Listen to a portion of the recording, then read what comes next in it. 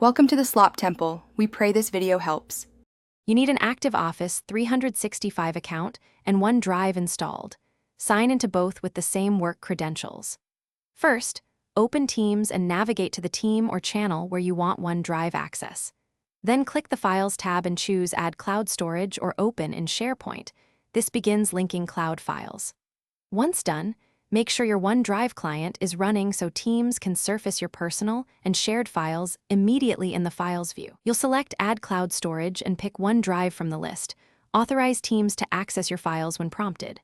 Once authorized, OneDrive appears under Files, and you can browse personal and shared libraries. If you want quick access, add a new tab, choose Document Library or Website, and point to a specific OneDrive folder. This pins it for the whole channel. This step centralizes documents so teammates always find the right files without switching apps. To finish, confirm files open in Teams and that edits sync back to OneDrive. Open a file, make a small change, and check it reflects in OneDrive.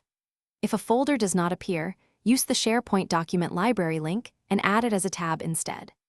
If syncing or permission errors occur, sign out and back into OneDrive and Teams. Clear the OneDrive cache or re-grant permissions. This usually resolves access issues quickly so your workflow stays uninterrupted. Thanks for watching. Consider subscribing if we helped you.